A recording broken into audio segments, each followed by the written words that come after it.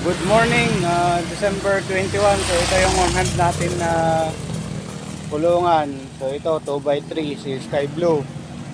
Tapos ito 2x4 na may pupo tray na removable divider.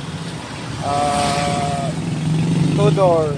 Yan, dalawang pintuan. Tapos si Choco Brown 2x3 with roof na long span. So yan. Tapos may isang cut cage tayo doon sa likod yan. 2 layers. Tapos ito naman yung kulungan ng pulang manok. 5 pintuan. Naka long span din yung bubong yon. So ito muna ang stock natin. Tapos itong 3x5 natin. Yan. 3x5. Tapos yung ginagawa nating coffee table, yun yung paa niya. Yan. Na-primer pa lang natin yan.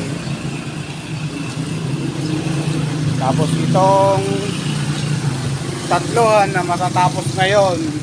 Yan. 3 doors to na 3x6. So matatapos to ngayon. Yan. Pwede nang pumunta dito at mamili ng kulungan habang may stock pa.